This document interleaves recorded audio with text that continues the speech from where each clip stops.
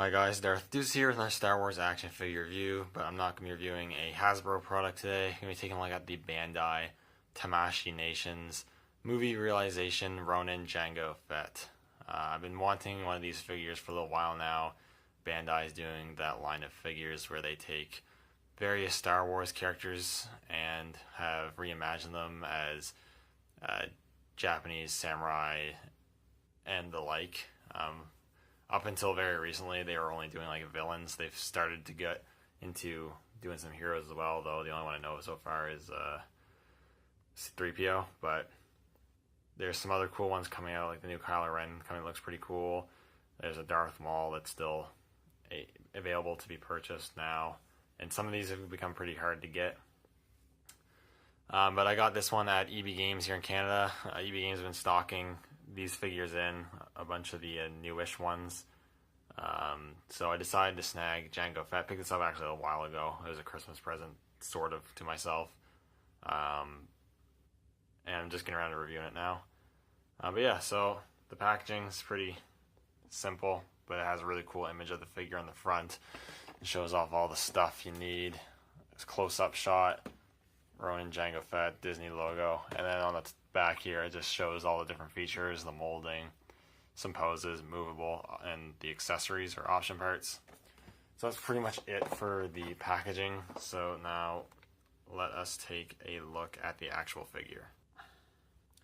So here is the Ronin Jango Fett figure, and it's a really cool figure with a lot of really great stuff. It's not without its issues. I have some I don't want to call it big issues, but significant issues with the figure. But for the most part, it's pretty cool. This isn't a 100% brand new figure.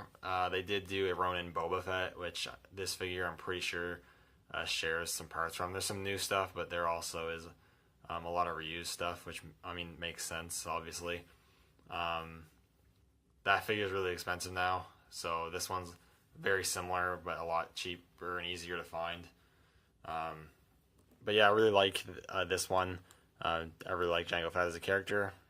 I like his design, and I think the Mandalorian armor translates really well to this samurai style of armor. This figure is in the 7 inches scale, so it is a bit bigger than 6 inch. So just to put it in comparison here with just a Black Series figure, I snagged off my shelf. Here is Grand Moff Tarkin, which is about the average 6 inch scale, if not just slightly taller. And this Ronin Jango Fett, as you can see, is out of scale with 6 inch. It is not only taller, but just bigger in general. So these figures won't really work with 6 inch collections. They're kind of a thing of their own. These things, you know, you can collect the whole line, or even if you just want to get like one of them, they make for just this just one kind of addition to your collection. These figures definitely can stand on their own. Head sculpt here, the helmet sculpt or whatever, looks really good. I really like how it looks. The armor in general has a metallic silverish sort of paint job to it, but there's different spots where it has this blue sort of wash on it or some brownish wash to give it a metal look, make it look like real metal, so that's pretty cool. He does have a rangefinder, and the paint on it's really nice, and you can flip it down. But here's where one of my issues arise. When I open this figure, obviously not going to happen with every figure. When I open my figure, the rangefinder was half snapped off right out of the packaging, and then not fooling with it for not even 2 minutes, I managed to snap it off completely. And I had to glue it down, super glue it multiple times, and over the course of super gluing one of those times, some of the glue must have dripped down in the swivel joint, because now I can't move it down, which is really annoying. These figures aren't cheap. They are collector's figures, and they're not cheap figures. So having something damaged right on the get-go is pretty annoying. Luckily, it's only a minor damage, I suppose, but it took away some of the functionality of the figure, so it's kind of unfortunate. So anyways, moving on, you can see some of that blue tint on the armor, which I think is subtle, but looks really cool. And you do have like a subtle black wash on the armor to bring out details, which is really cool as well. And he has the blue undersuit underneath. Some blue parts of the armor there. You've got his gauntlets here. You got some tubing on this side, and on this side you have storage for his dagger or throwing knife. So that's there. We'll talk more about that later. Do have his gauntlets here, his fists. He does come with multiple hands, again, something I'll talk about later. You have the belt with the different pouches, which is very reminiscent of the original design of the character. Moving his up a bit, trying to...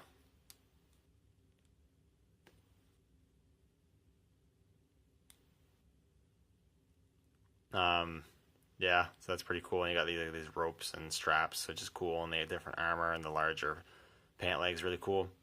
On the back here, you have a very steampunk-esque jetpack.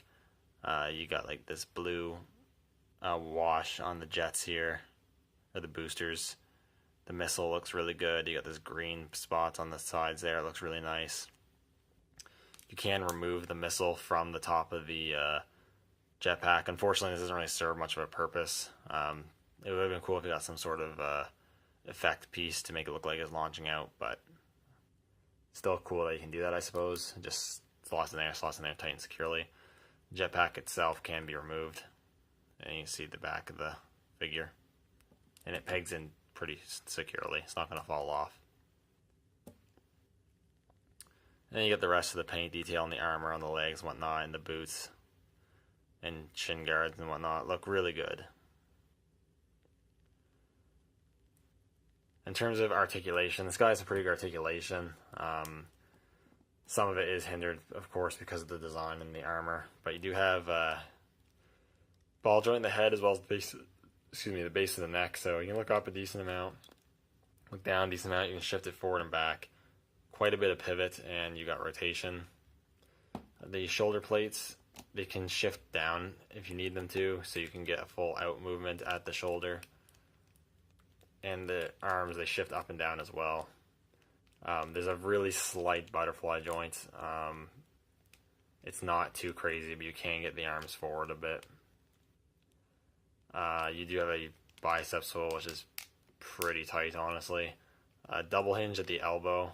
That does bend over 90 degrees, but not by much. And you have a swivel at the wrist as well as a hinge, and you can maneuver the hands and the swivel of the wrist, so you can either get up and down motion or in and out depending on what you want the figure to do. So that's really cool. You have a bulge on the torso, which crunches back a decent amount, crunches forward, doesn't really pivot, and does rotate. Hip articulation, you can kick the legs forward, but not very much. There's a lot going on in the hip area. You do have a little bit of rotation, and you also got a bit of out movement. You can get it about that far. It's not too bad. You do have double hinges at the knees, which actually do bend a decent amount. And you have joints at the ankle, which allows for some pivot, a decent amount of down, only a little bit of up, and some rotation. So you've got some decent articulation going on with the figure. But because of the armor design and sculpt and whatnot, some of it's going to be hindered. But you can still get some pretty good poses out of the figure. So in terms of accessories, one of the draws to this figure in the line is it comes with a decent amount of accessories. Obviously, you do have the jetpack with the removable rocket on the top. That is definitely an accessory. It also comes with 5 sets of hands, so 10 hands in total. I have the closed fists on him right now, which are the hands he comes packaged with.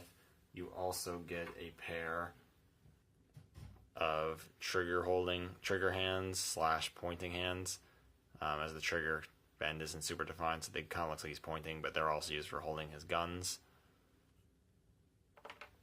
And then you just get other degrees of openness, I guess. So these are the most open hands. You can use these for holding the sheath of his sword and doing other stuff with it if you want to. And you have these hands, which are a more closed grip, definitely for holding the sword. And then you have really closed gripped hands, which I'm going to assume are for holding the dagger. And speaking of which, I will talk about the weaponry he comes with now. Comes with a decent amount of weapons. Like I said, he does have this wrist-mounted throwing knife, which is definitely to simulate the wrist-mounted rocket. It just clips on, so you can unplug it. And it has some nice wash paint to simulate wrappings around the grip there. Nice silver paint, and like I said, you could probably fit it into this hand. Yeah, you can fit in these hands. These hands are meant for holding the daggers, not super tightly. I'm just finding out now, but it can be done. But I like just having it clipped to his wrist there.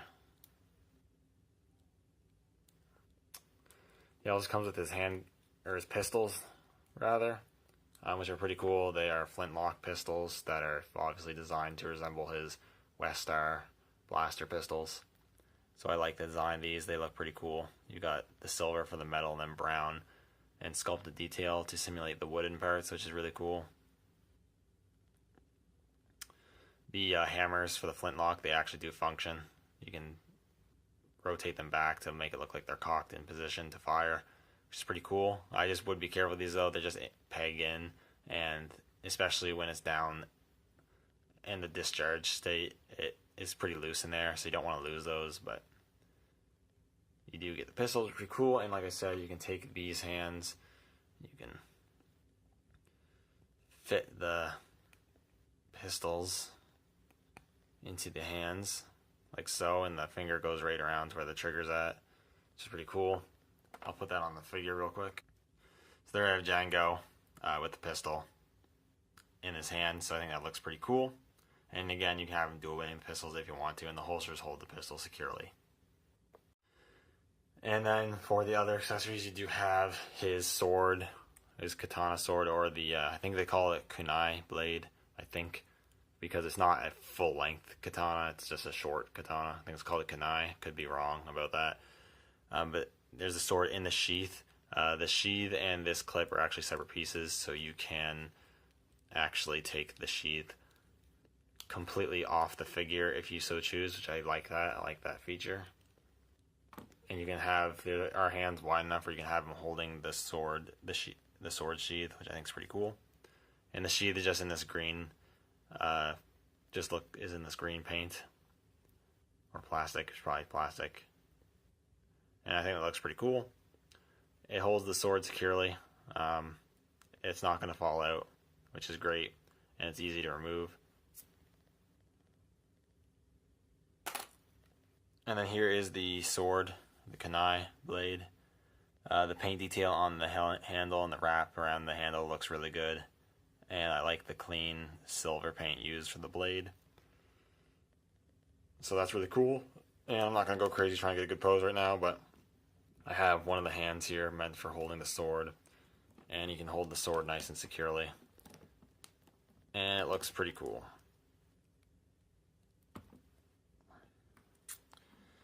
And that's pretty much it for this figure. Overall, it is a really cool figure. It's a really cool design and reimagining of Jango Fett. It is an expensive figure. There are a little bit of QC issues that could be had. It's not, I don't want to call it a fragile figure, but it's a solid enough figure, but you're still going to want to be careful with it. I think that if you're willing to pay the price, it's not like insanely expensive, but they're expensive enough.